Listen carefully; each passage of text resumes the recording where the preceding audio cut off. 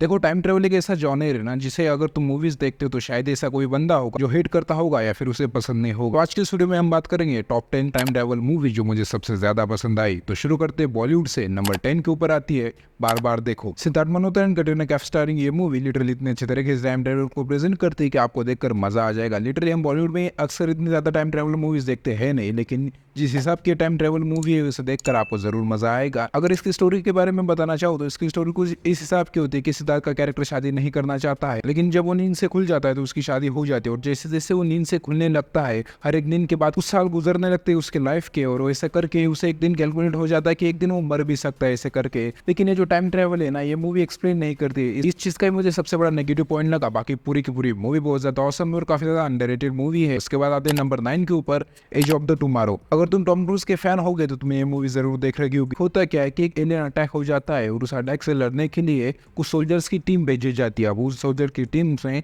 को टॉम का कैरेक्टर भी होता है जो लड़ाई से काफी ज्यादा डरता है, लड़ना नहीं चाहता और मौत से तो बहुत ज्यादा डरता है। लेकिन इसे डर का सामना उसे हर एक बार करना पड़ता है क्योंकि वो फंस जाता है एक टाइम लूप में जहाँ से बाहर निकलना बहुत मुश्किल हो जाता है।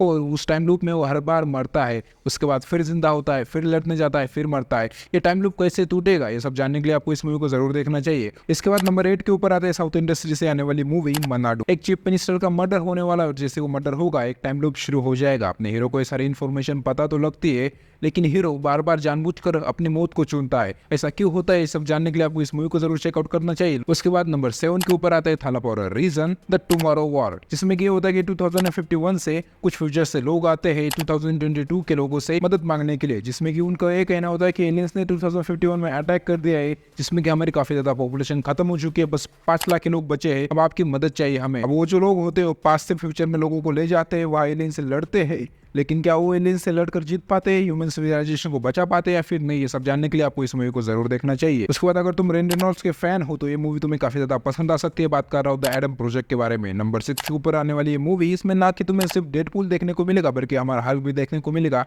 एक्ट्रेस की बात कर रहा हूँ मैं। मूवी की कहानी कुछ इस हिसाब की कि फ्यूचर से जो अपना कैरेक्टर है रेन रेनॉल्ड्स का, वो होता है पास्ट में, अपने ही पास्ट से मिलने के लिए, जो कि एक बच्चा होता है उससे चाहता है एक मदद। वो दोनों मिलकर एक मिशन को कंप्लीट करना चाहते हैं। उसके जो पिताजी होते हैं उन्होंने एक टाइम ट्रैवल मशीन का इस्तेमाल किया होता है जो कि आगे जाकर बहुत बड़ी प्रॉब्लम खड़ी करती है। तो इन सारी चीजों को रोकने के लिए अपना जो रेन का कैरेक्टर है वो पास्ट में आ जाता है। क्या इसे रोक पाता है या फिर नहीं, ये सारी चीजें जानने के लिए आपको इस मूवी को जरूर देखना चाहिए। उसके बाद जो मैं आगे की मूवी तुम्हें सजेस्ट करने वाला हूँ, अगर तुम टाइम ट्रैवल मूवीज के फैन हो तो तुमने ये मूवी जरूर देख रही होगी। बात करो प्रेडिस्टिनेशन के बारे में। क्या अगर तुम खुद से इश्क कर लो, खुद से प्यार कर बैठो और खुद से ही शादी कर लो और खुद से ही खुद का बच्चा कर लो।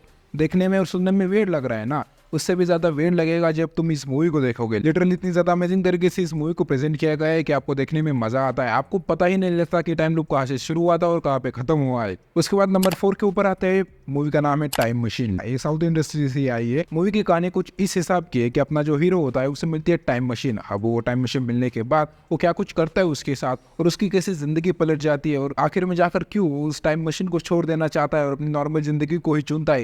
ये सारी चीजें जानने के लिए आपको ये मूवी जरूर देखनी चाहिए। उसके बाद सबसे थ्रिलर मूवी जो मुझे पर्सनली लगती है वो टाइम लूप वाली मूवी होती है। तो बात करते हैं नंबर 3 के ऊपर, ट्रायंगल मूवी। एक फीमेल लीड कैरेक्टर ये मूवी है, और मूवी की कहानी कुछ इस हिसाब की है कि अपनी जो फीमेल कैरेक्टर है होती है वो अपने बच्चे को घर पर छोड़कर एक हॉलीडे के ऊपर जाती है अपने दोस्तों के साथ समंदर में एक बोट के ऊपर। लेकिन उनकी बोट अचानक से डूब जाती है। लेकिन वो बोट डूबने के बाद क्या कुछ होता है उनके साथ, क्योंकि उन्हें एक नई बोट मिलती है। जिस बोट के ऊपर चढ़ने के बाद वो एक ऐसे टाइम लूप में फंस जाते हैं जिसे देखकर आपको हॉरर भी फील होगा। और लिटरली वो कैरेक्टर खुद के ही कैरेक्टर को मारने की कोशिश कर रही होती है। तो जो टाइम लूप की जो कहानी है वो शुरू कहाँ से हुई थी, खत्म कहाँ पे होगी, ये सारी चीजें आप इन तक प्रेडिक्ट भी नहीं कर पाओगे। लिटरली इतने अच्छे तरीके से इस मूवी को लिखा गया है। उसके बाद पर्सनली जो मेरी फेवरेट मूवी थी जो मैंने काफी साल पहले देखी थी, बात कर रहा हूँ मैं सूर्या की मूवी 24 के बारे में, जिससे शायद से द टाइम स्टोरी मूवी भी कहा जाता है। मूवी की कहानी कुछ इस हिसाब की है कि अपने जो लीड कैरेक्टर के पिता होते हैं वो एक टाइम मशीन का इन्वेंशन करते हैं, लेकिन उनका ही सगा भाई उनका दुश्मन बना बैठा होता है क्योंकि उसे लगता है कि वो टाइम मशीन उसे चाहिए। अपने जो लीड कैरेक्टर के फादर है अपने बच्चे के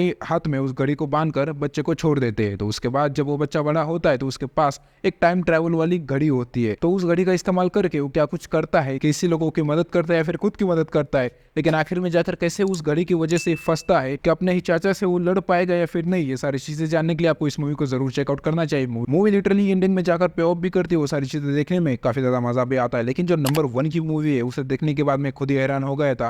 लिटरली तुम लोग मार्वल का सिनेमैटिक यूनिवर्स या फिर मल्टीवर्स देखते होगे, लेकिन जिस हिसाब से इस मूवी में मल्टीवर्स की कहानी को प्रेजेंट किया है ना, शायद से एमसीयू ने भी इस तरीके से कहानी को प्रेजेंट नहीं किया होगा। बात कर रहा हूं मैं everything everywhere all at once के बारे में। अपने जो मेन लीड कैरेक्टर है उसके कई सारे वेरिएंट्स हमें देखने को मिलते हैं और वो हर एक वेरिएंट की अपनी एक कहानी होती है, हर एक वर्ड की अपनी एक कहानी होती है। इन सारी चीजों को देखने में काफी ज्यादा मजा आता है, एक थ्रिल भी फील कराएगी, कई कई जगह पर आपको एक हॉरर भी फील होगा। लिटरली इतनी अच्छी तरीके से मल्टीवर्स के कॉन्सेप्ट को इस्तेमाल किया गया है इसमें कि आपको देखकर मजा आ जाएगा। तो ये सारी तो मेरी लिस्ट हो गई आपके लिए टाइम ट्रैवल से रिलेटेड। अगर आपकी कुछ मूवीज की लिस्ट हो तो मुझे कमेंट सेक्शन में जरूर बताना। अगर आपको इस वीडियो में देखकर कुछ भी अच्छा लगा हो तो लाइक कर दो वीडियो को एंड सब्सक्राइब।